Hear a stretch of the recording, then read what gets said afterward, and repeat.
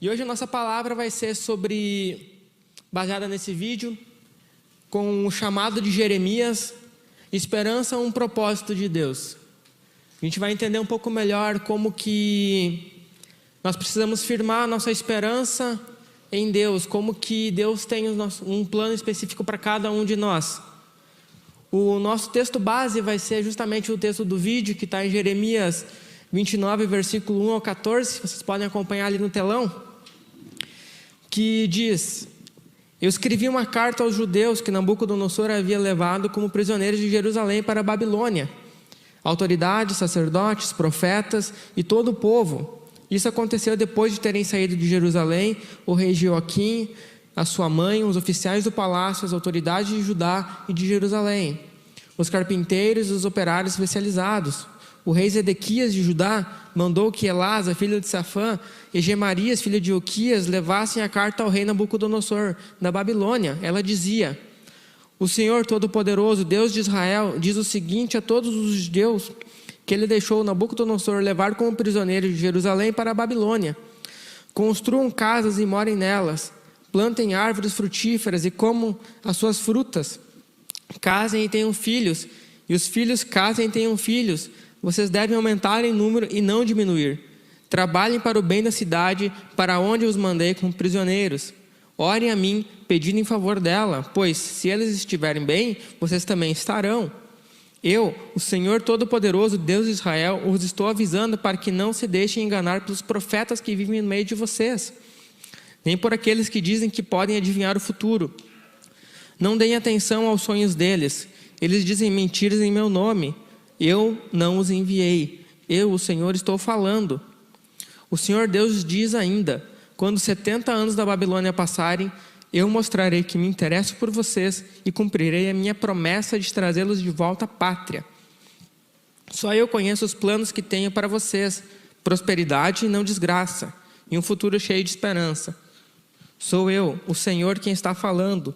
Então vocês vão me chamar e orar a mim, e eu responderei. Vocês vão me procurar e me achar, pois vão me procurar de todo o coração. Sim, eu afirmo que vocês me encontrarão e que os levarei de volta à pátria.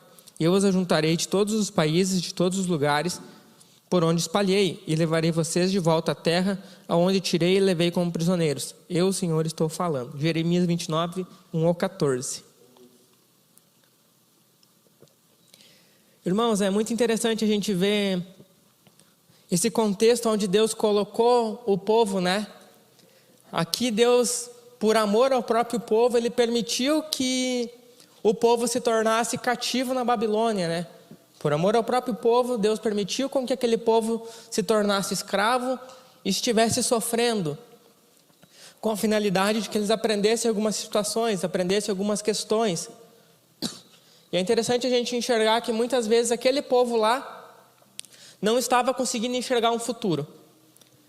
Eles tinham aquela rotina de escravidão, tinham aquela rotina de todo dia trabalhar nas mesmas coisas, sem enxergar uma futura liberdade, e de repente chega uma promessa, uma palavra do profeta Jeremias que fala: construam casas, tenham filhos, casem, eu vou dar um futuro novo para vocês.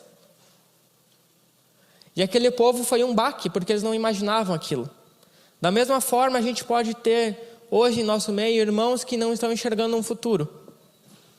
Irmãos que podem estar sem esperança sobre o que Deus tem para a sua vida, os seus planos.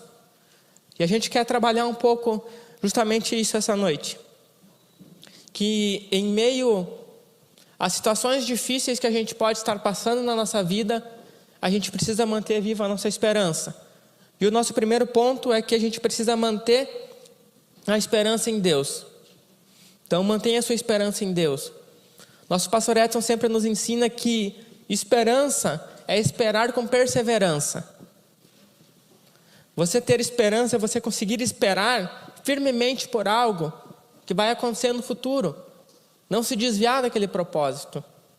E a gente vê no verso 11... que diz: só eu conheço os planos que tenho de vocês, prosperidade e não desgraça, e um futuro cheio de esperança. Então a gente pode crer que Deus ele tem um plano específico para cada um de nós. E somente Deus sabe esse plano, com perfeição e com maestria. Cabe a nós entendê-los e esperar e colocar a nossa esperança em Deus. Quando eu estava olhando esse vídeo, logo me veio na minha cabeça uma situação que a gente passou na nossa família, contando um pouco da nossa história. Como casal, a Luciana e eu, a gente sempre começou a trabalhar muito cedo. Com 16 anos nós já trabalhávamos, começamos a construir, né, algumas conquistas, a gente começou a prosperar, a gente começou a ter nossas coisas. E no ano de 2017, então eu comecei a trabalhar por conta, decidi fazer uma transição de carreira e Deus estava abençoando, né? Deus estava abrindo várias portas, mas em determinado momento Deus ele decidiu trabalhar algumas coisas em nós. E logo me veio que a gente viveu uma parecida com aquele povo lá, né? A gente começou a ser trabalhado por Deus em algumas circunstâncias, onde a gente ficou, digamos assim, cativo, né? E foi algumas questões que Deus ele precisou trabalhar na nossa vida financeira, e Ele quis moldar principalmente 3 questões em nós.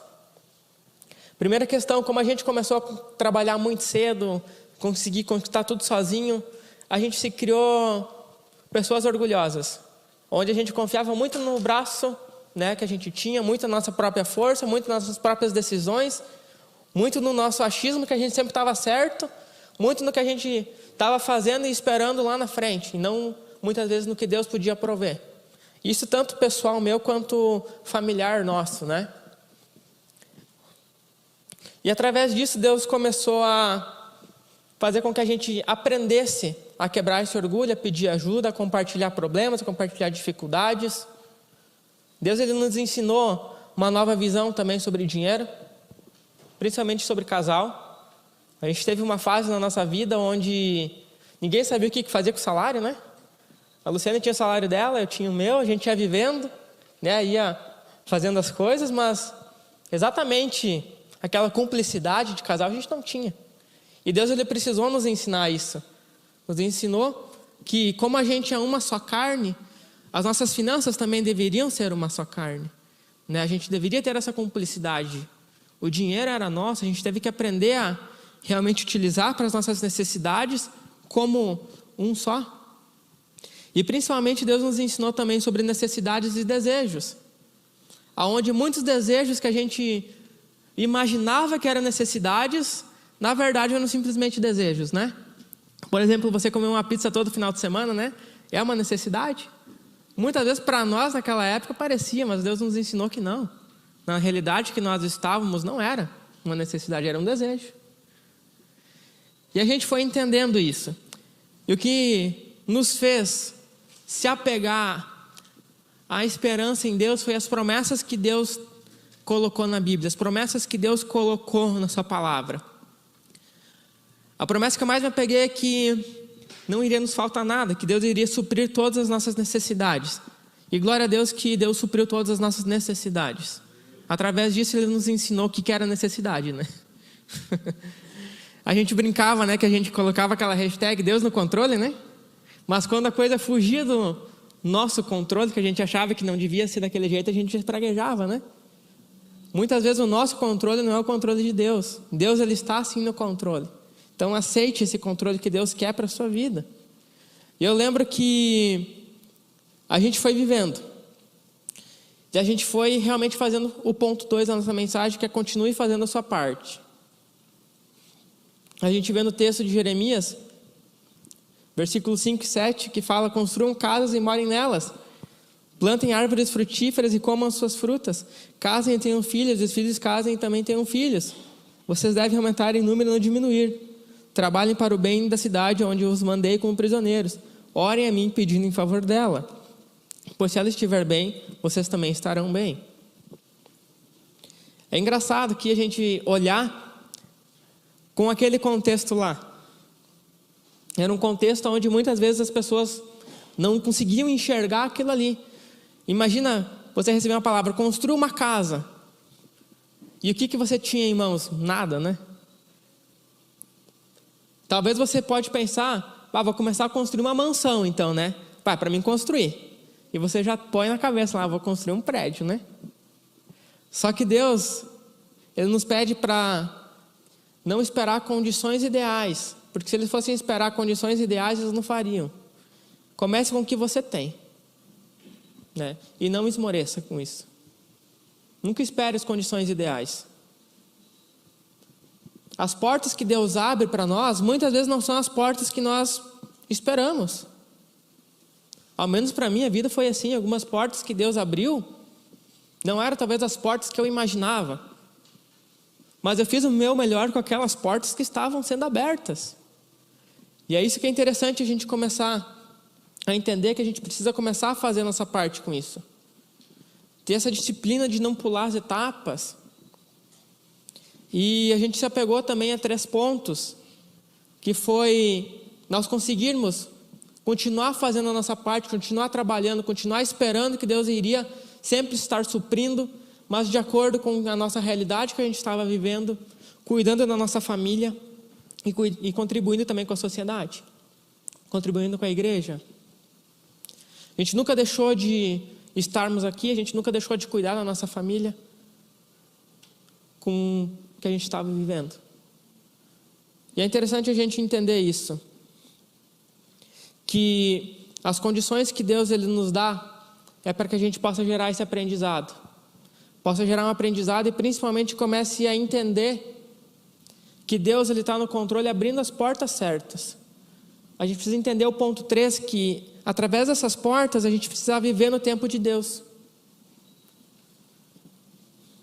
No versículo 10, o texto diz que o Senhor Deus diz ainda: quando 70 anos da Babilônia passarem, eu mostrarei que me interesso por vocês e cumprirei a minha promessa de trazê-los de volta à pátria. É engraçado a gente ver que Deus ele não trabalha por um imediatismo, né? Deus ele não livrou o povo imediatamente dos seus problemas. E Deus ele se move muito mais por aprendizado do que por imediatismo. Deus ele se move muito mais com o que Ele nos quer nos ensinar e a gente conseguirmos ser aprovados, do que Ele simplesmente estalar os dedos e resolver os nossos problemas. Aqui o povo recebeu um tempo, 70 anos. Quando fechar os 70 anos, né, eu vou levar vocês para lá. Em 70 anos eu quero que vocês aprendam tudo isso aqui, que vocês construam, que vocês realmente prosperem. Quando vocês estiverem prontos, aí sim eu posso levar vocês de volta para Jerusalém. Aí sim vocês vão estar prontos para o que a gente está querendo que vocês vivam. Vocês vão poder dizer, me chamar e vão poder escutar. Vocês vão me achar. E a gente precisa entender isso, que Deus ele trabalha por processos, por aprendizados. E aqui tem algumas dicas que a gente precisa entender na nossa vida.